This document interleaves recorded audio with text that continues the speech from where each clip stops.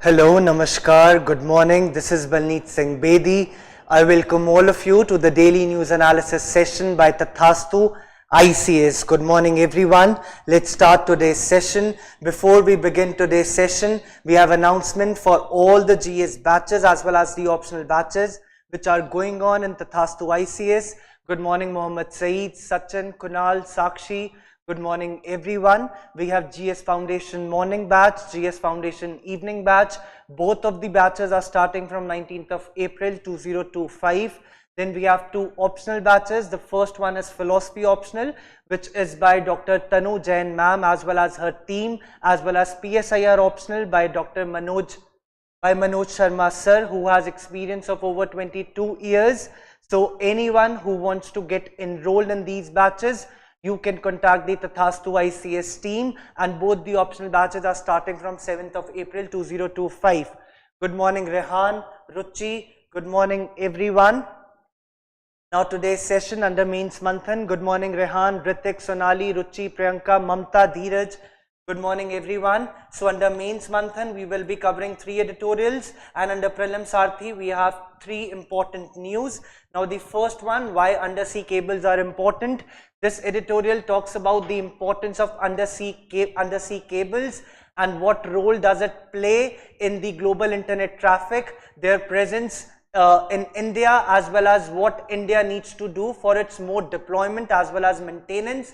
Then the second is a political controversy. It's about the cross intersection between the political process as well as the judicial oversight. So what's happening here is Bharat Rashtriya Samiti, the MLAs of Bharat Rashtriya Samiti party of Telangana, MLAs have been defected to the ruling Congress party, and the decision of the defection is pending under the Speaker of the Telangana Legislative Assembly. So BRS leaders have filed their petitions in the Supreme Court. So this Supreme Court is saying that Speaker should take a decision within a particular time frame, though the time frame within which the Speaker needs to decide whether to disqualify the MLA or not is not mentioned in the Anti-defection Act or the 10th schedule of the Indian Constitution, which has been added by 52nd Constitutional Amendment Act 1985, which we will discuss all in detail. We're not going to get into the controversy, but we will see anti-defection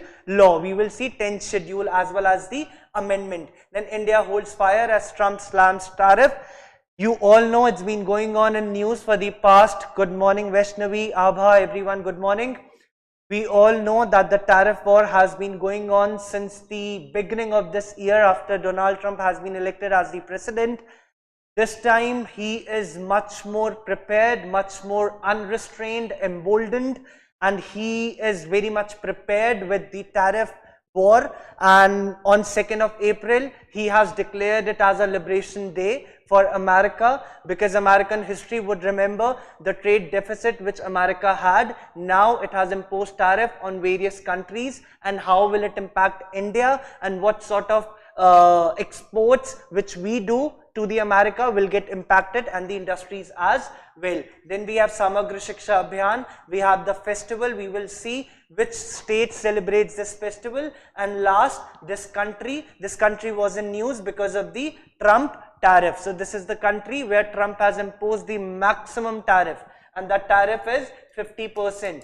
So this place, we will see where it's located. The place is in news, which is important from the exam perspective as well. So the first one, why our undersea cables are important, why in news, India's vulnerability, India's preparedness, India's presence in undersea water cables, as well as what role India is playing for the deployment, the maintenance, and what challenges India is facing, which part of syllabus, international relations, as well as Indian economy and science and technology. So the first one, what are undersea cables? So undersea cables are the cables which lie beneath the seabed, and it connect various continents. and through these cables global internet travels. So I'll read it for you. They are the primary technology connecting global internet networks. They are made up of fiber optic strands. They are placed on the seabed and they span large. They connect the continents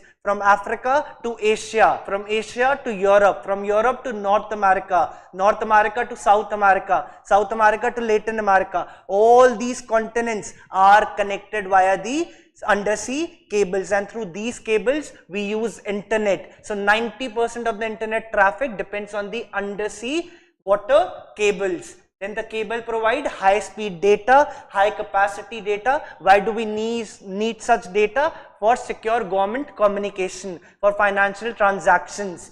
We will read here that suppose global internet traffic, it financial transactions as well as secure government communications. Good morning Bharat.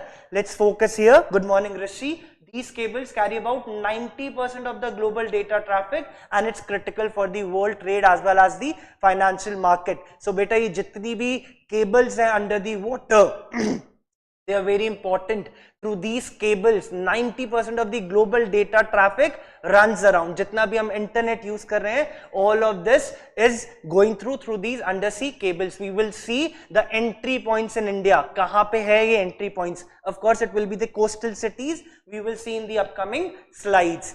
Then comes the India's current subsea cable infrastructure. As I have mentioned, Mumbai and Chennai as the two major cable landing hubs. Cable landing hubs, they are the entry points. Entry points, jitna bhi international data aa raha hai, it's entering India, it's entering the domestic territory of India through Mumbai, through Chennai, Mumbai being the larger player. So about 95% of the subsea cable land in Mumbai. See, 95% of the subsea cable, it's in Mumbai, which makes it the principal gateway for the India's internet traffic. India has two domestic subsea systems. Now when it's entering India, from India we are also expanding it to, like it's coming, the majority is coming in Mumbai, then also in Chennai. From Chennai it's going to Andaman and Nicobar Islands, and from Kochi it's going to Lakshadweep. You can see in the diagrams as well. This is Chennai, here Andaman and Nicobar Islands. So this is the undersea cables through which we are transferring internet from the main territory to Andaman Nicobar Islands. And same way we have Kochi here in Kerala, from Kochi undersea water cables to Lakshadweep Islands for better internet connectivity to these remote regions so that they can be connected to. Then next, India's vulnerability in the internet infrastructure. Of course, India is vulnerable because this is very sensitive type of issue, right? अगर कोई भी problem, कहीं पे भी Red Sea में problem हो गई, या Gulf of Aden में problem हो गई, या Bab el-Mandeb Strait में problem हो गई, Sinai Peninsula में problem हो गई, so that problem would affect India's internet connectivity. So India is vulnerable to disruptions in internet connectivity. For example, so there was a case where 25% of the India's internet traffic was impacted 2 years ago when there was problem in the Red Sea. There was problem in the Bab el-Mandeb Strait. So, and the another problem is fishing trawlers. Fishing trawlers, when they put the net under the sea, it also impacts the undersea cables. It also disrupts the marine ecosystem, as well as it also causes damage to the undersea cables, and they are around 2000 meter deep, right? They are 2000 meter deep. Recently, China, though it's not mentioned in editorial, China has developed a technology, a undersea cable cutter which can go up to 4000 meter deep. 4000 meter deep, and China has very boldly told it to the global world that now I have this technology. Most of the undersea water cables are 2000 meter, and China, the cable cutter is 4000 meter. So imagine China, maritime territorial aggression. So it is fulfilling through these technologies as well. Then we have lack of domestic repair vessels. This we will discuss. Before that, we will be seeing the Red Sea route. And then I have a question for you as well. So here I'll be telling you how we will be studying the Red Sea route. We have Mediterranean Sea here. This is Sinai Peninsula. This is Sinai Peninsula. This is Gulf of Suez. This is Gulf of Aqaba. then we have Red Sea, then we have Bab el-Mandeb Strait, then we have Gulf of Aden, then we have Arabian Sea and Indian Ocean, right? So again, this is Mediterranean Sea. Remember, Mediterranean Sea, then we have Sinai Peninsula, Gulf of Suez, Gulf of Aqaba, we have Red Sea, we have Bab el-Mandeb Strait, then we have Gulf of Aden. Through Gulf of Aden, we have Arabian Sea and Arabian Sea to Indian Ocean. You should be knowing the route. Any one of you who knows the bordering countries of Red Sea? Namrata, Binandan, Bharat. Anyone? Bordering countries of Red Sea. So the synonym for bordering countries of Red Sea is DESSEY. This is Daisy. D for Djibouti, E for Eritrea, S for Saudi Arabia, S for Sudan, E for Egypt and Y for Yemen. D for Djibouti, E for Eritrea, Saudi Arabia, Sudan, Egypt and Yemen. You should be knowing this. This is an acronym, DESI. You just need to remember, right? And then we will go ahead.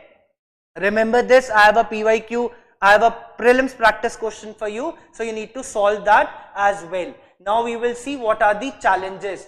So the main challenge is, in India, as we all know, there is red tapeism, there is bureaucratic delay. You need to, if you want to invest, if the foreign firms are thinking of investing in undersea cable infrastructure in India, they have to go through multiple approvals of Ministry of Home Affairs, Environment Ministry, Coastal Regulation Zone, Ministry of Shipping, Department of Telecommunications. So there is so much of bureaucratic hurdle. So this is saying what sort of challenges it's facing. Laying undersea cables in India requires around 51 permissions from various government bodies, which causes delay in the infrastructure project. Very good, Khan Bhai. Yes, you have given all the correct options. Very good, very good.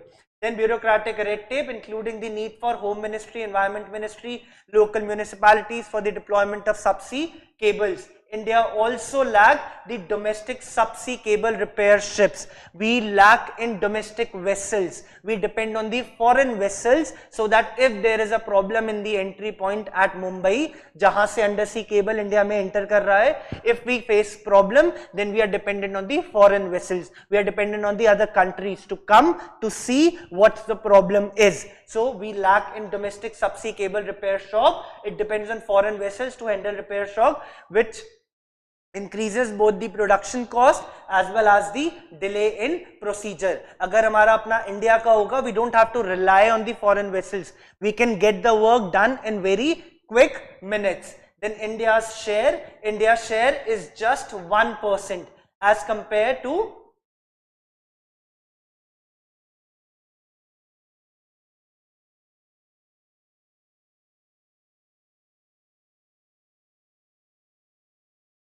India's share in the global subsea cable infrastructure remain quite small, which is just 1%. Why? Because India, though it has a strategic location in the Indian Ocean, but still it's being overshadowed by the global communication hubs. Which are the global communication hub? We have USA, we have UK, the entire Europe, then we have Japan, we have Singapore. All these countries, they have larger portion of the undersea cable. So India is being overshadowed by these countries. Then the way forward, how we can strengthen the process. Regulatory reforms are needed to streamline the process, obtaining necessary permissions. So there should be a proper, like we say, ease of doing business. Same way here, regulatory reforms are needed so that the process is streamlined. The process is smoother for the foreign investment as well as the private sector, so that they know once they enter, the process is simplified and they can easily be implemented. Investment in domestic subsea cable repair capabilities. So we need to invest more on the domestic vessels which can take care of the undersea water cables, and we do not have to depend on the foreign vessels or the foreign support. Right? Then India must diversify its subsea cable landing points to reduce dependency, mitigate risk as well as potential disruptions in the global trade route. With this, we have completed this. Now the prelims practice question. solve this question first. Give me the correct answer of this question, then we will switch to the other question.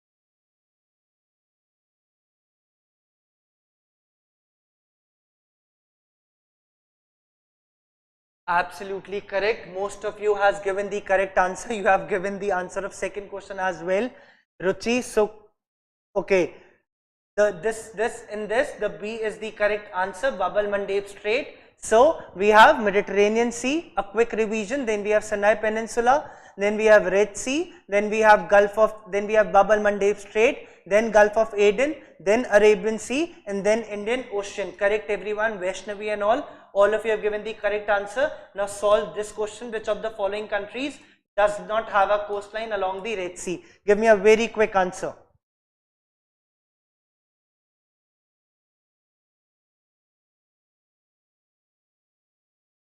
Ritik, your answer is wrong.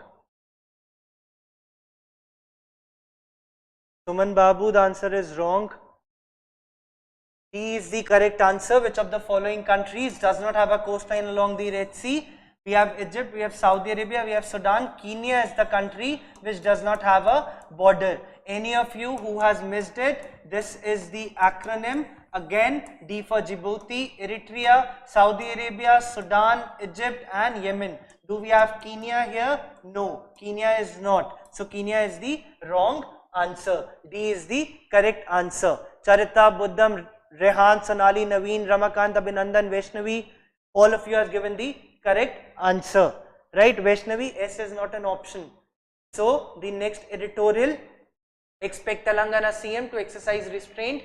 Supreme Court 10th schedule, as I have mentioned, the controversy behind it, we'll straight away jump to the anti-defection law. Speakers row over disqualification, and it covers GS2, that is Indian polity. Now what is anti-defection law? Anti-defection law is the 10th schedule. The 10th schedule of the Indian Constitution, also known as anti-defection law, has been introduced by which Amendment Act? By 52nd Constitutional Amendment Act 1985.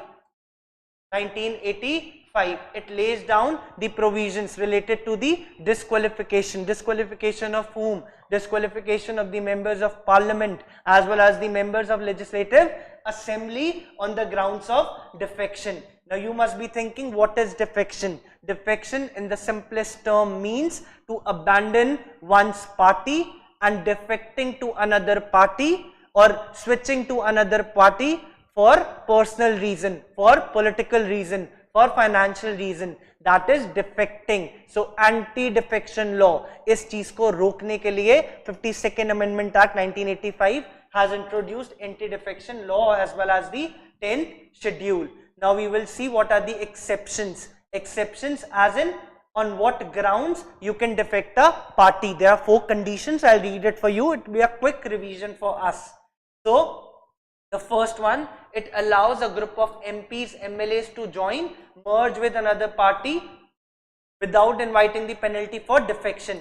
Suppose there is a political party, if I am from Congress, I want to go to BJP, then the political parties who are doing the horse trading, who are buying is not the right word, who are inducting the MLAs or the MPs from another party, they will not be penalized. So it's legal. Again, there is a certain condition. So it does not penalize the political party for encouraging or accepting defecting legislators. As per the 1985 Act, This act stated that if 1/3 of the members of a political party wants to defect to another ruling party or another party, it will not be considered as defection.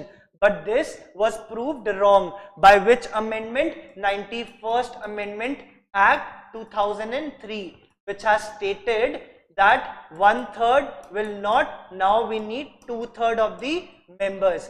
So now 2/3 of the members are required in order to defect. If 2/3 of the members of a political party are defecting to another party, that will not be considered as defection, right? So as per the 1985 Act, a defection by 1/3 of the elected members of a political party was considered a merger, but 91st Amendment Act 2003 changed this, and now at least 2/3 of the members of a party must be in favor of merger for it to have validity in the eyes of law. I hope with this is clear. Then the decision on the questions lies with the Speaker of the Lok Sabha as well as the Chairman of the Rajya Sabha. So both these are the authorities to decide the disqualification of the members if they have defected to another party. Now there is a very famous judgment here. The judgment is Kehoto Holohan versus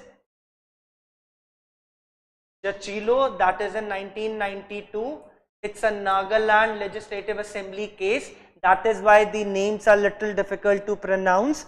So under this judgment, Supreme Court has reiterated that the Speaker has quasi-judicial powers while deciding the case of the disqualification of the MPs as well as the MLAs, and Speaker's decision is under judicial review. Speaker can't take any arbitrary decision. Whatever decision Speaker would take, it would be considered under judicial review by the Supreme Court as well as the High Court under Article 32 and Article 226, right? So this is an important judgment, also known as anti-defection case, Kehoto Holohan versus Jachilo, 1992. So the decision disqualification referred to Chairman, Speaker, which is subject to judicial review, which I have already mentioned. However, this is the main problem. This is the controversy going on, that the law does not provide the time frame within which the Speaker, the Chairman, needs to take a decision. फिलहाल के लिए under this law, anti-defection law, there is no time frame कि within 3 months, within 2 months, within 6 months, the Speaker, the Chairman needs to take a decision about the defection of the MLA or the MPs. So this is not in favor of the opposition party or the party जिसके MLAs ने या MPs ने defect करा है या जिसकी party से MLAs MPs गए हैं उसके लिए this is not the correct provision. So that is why the petitions have been filed in the Supreme Court.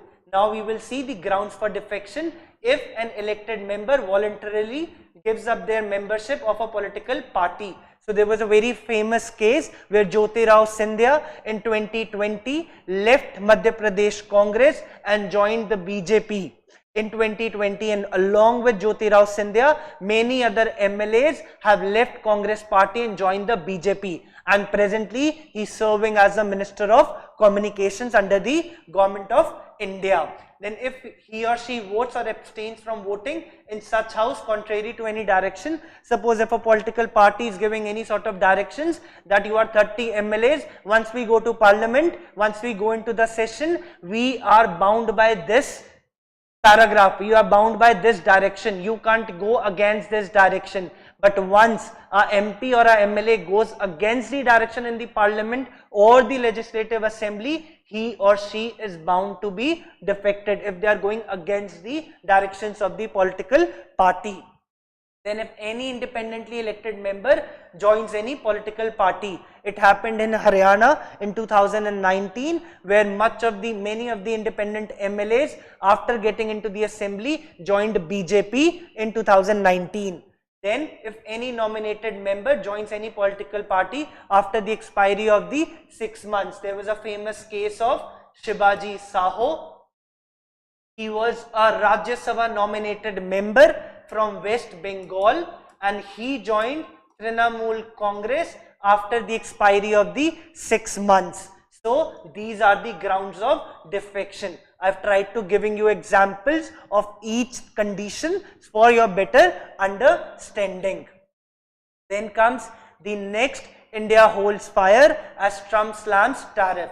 Reciprocal tariff, why in news? Because of the reciprocal tariff, and it covers GS3 part, that is Indian economy. We will be covering this very quickly because most of the DNAs have covered this, but still we will cover it. Reciprocal tariff, very easy. Suppose if India is imposing tariffs on the US goods which US is exporting, same way US will also impose tariff on all the goods which are being imported from India.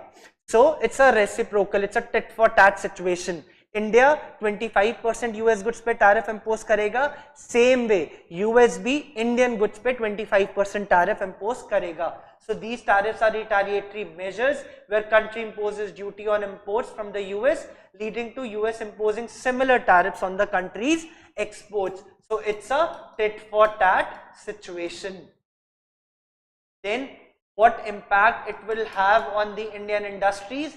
Key sectors like steel, pharma, textiles as well as electronics are likely to bear the brunt of tariffs, lead to less competitiveness and job losses. Now what will happen, I'll tell you in brief first, then I will read it for you. Mohammed Saeed, I just explained reciprocal tariff.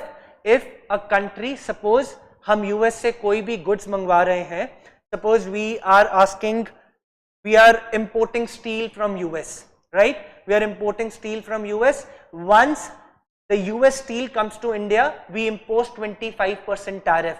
Tariff is a amount, it's a tax on the imported goods. In simple term, tariffs are the taxes on the imported goods. With this you will have better understanding.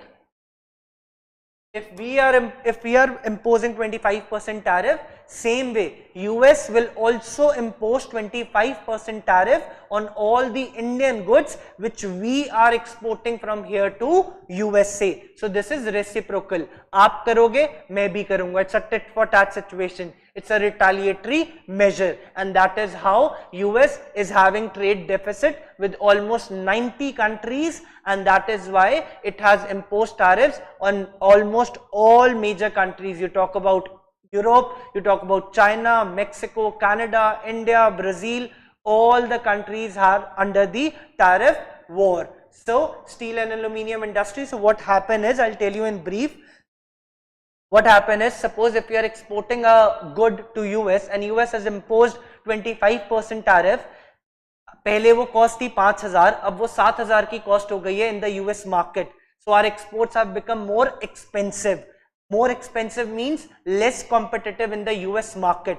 Now US buyers is seeing कि ये जो India का product है, this is costing 7,000. यही जो China का product है, this is costing me 5,500. So there is a difference of 1,500. Of course, I'm talking about rupees for your better understanding and not in dollars, but they will be considering in dollars itself. This is 7,000, this is 5,500. What will I buy? I'll buy 5,500. So our exports demand would reduce. Our exports will become less competitive. So steel and aluminium industry, we have 4 examples, and 4 on and off would be the same effect. A 25% tariff on steel and aluminium has already made Indian exports uncompetitive. This would lead to declining orders, job cuts, and slowdown in downstream industries such as automobiles and machinery. Then pharmaceutical products, higher tariff increase the production cost, which reduce the profit margins. US firms might look to China or Mexico for cheaper alternatives, potentially slowing India's pharmaceutical exports. So what will happen? Now US firms पहले वो India से import करा रही थी, but US से government ने उसके ऊपर 25% टैरिफ लगा दिया. Now it's saying we not gonna get import from India, rather than we'll import from China, we'll import from Mexico, we'll import from other countries, क्योंकि वहां पे टैरिफ कम लग रहा है. So US firm would diversify their export market, and whom will be impacted? Pharmaceutical sector of India. Then the next sector we will see, the textile industry.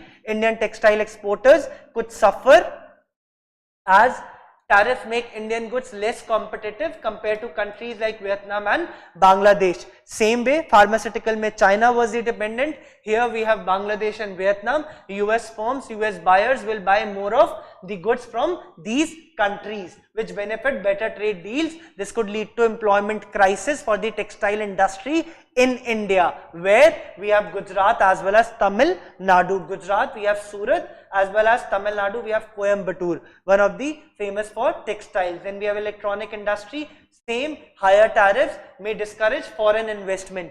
Suppose our products, our goods and services are being imposed higher tariffs in US market, so why foreign investment would come to India? Because India mein agar aake wo invest karenge, they would know ki US is no more a larger market for India. So foreign firms, private sector or foreign investment would not come to India, and rather than India, they will go to another countries where the tariff rate is low, and they will have more profit margin and less competition. So US companies may shift preference to China, to Taiwan, to Vietnam, hurting India's semiconductor as well as smartphone industry. Absolutely, Charita, you are right. Then the next, the impact on India's domestic economy. These are repetitive points. Declining export revenue. Our exports become expensive, less competitive, 100% the revenue would decrease. A potential trade imbalance could widen, reduce exports to US, lower foreign exchange earnings, 100%, and there would be currency depreciation. Reduce investment in manufacturing. Uncertainty in trade policies will discourage investment, slowing the growth of export growth industries as well as the foreign direct investment. All of this we have discussed previously. There would be employment crisis. Which states? Odisha, Jharkhand, then we have Maharashtra, we have Telangana, we have Bangalore. All these hubs, economic hubs, would face employment crisis because export industries ki demand kam ho jayegi and they have to produce less. So what's the way forward for India to reduce its dependence on the US and strengthen bilateral ties with the EU, European Union, ASEAN countries, as well as emerging markets in Africa as well as Latin America. We need to have self-reliant initiative, Atmanirbhar Bharat. We need to boost our domestic manufacturing and we need to diversify our export markets. Then expedite India-EU FTA. Recently, European Commission President Ursula von der Leyen was here, and India is planning to have a free trade agreement with the European Union by the end of 2025. So there should be a free trade agreement. Export markets in UK, Australia as well as Canada. We need to provide higher tax exemptions to all of us, to the consumers of India, so that we can have more disposable income in our pockets and we can spend it to purchase goods and services within the domestic market as well, and lower interest to the SMEs, small medium enterprises, so that they can also boost their manufacturing, and it will help the exporters as well. Then comes the prelims news. First is Samagra Shiksha Abhiyan. It was in news because the Minister of State of Education, Jayant Chaudhary, has said that 3 states have received no funds under the Samagra Shiksha Abhiyan, that's Kerala, Tamil Nadu and Bengal. So we will quickly revise Samagra Shiksha Abhiyan. It was introduced in 2018 to 2019. It focuses on the education from the pre-primary level to class 12 to ensure equitable learning outcomes for all of the students. Then the key features, it has integrated 3 major schemes. I hope it's visible. It has integrated 3 schemes. The first, Sarva Shiksha Abhiyan, then we have Rashtriya Madhyamik Shiksha Abhiyan, and then third is teacher education. We integrated all the 3 schemes and gave it an umbrella name, that is Samagra Shiksha Abhiyan. Sarva Shiksha Abhiyan focused on universal primary education.